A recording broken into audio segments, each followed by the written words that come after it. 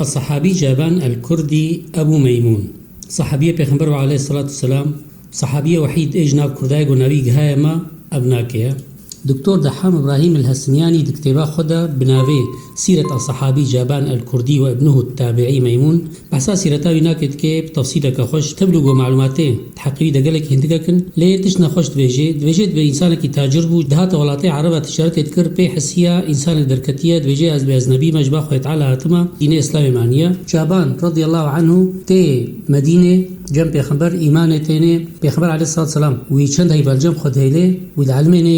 دین و پشت بجید به هر بگره ناب ملتی خوا اسلام ناباده بلاکا و براسی جابان بگریا ناب ملتی خوا اسلام نابانا که بلاکر و بولو کرد كتنا اسلامي ده نبي صحابي جابان دقلك مصادر اسلامي دهاتيه ذكراندن يجي اسد الغابه في معرفه الصحابه اكتباء ابن الاثير والاصابه في تمييز الصحابه يا ابن حجري عسقلاني تهذيب الكمال في اسماء الرجال يا الامام مزي دقلك جهاد هاتيه ذكراندن الحمد لله خويت على بابيرين الشرف عندن صحبتا بيغمبر هم صحابي هم تابعي مدركتنا يا ربي لك الحمد خويت على مجريانك يدورنك اللهم امين بمن خير وخشيه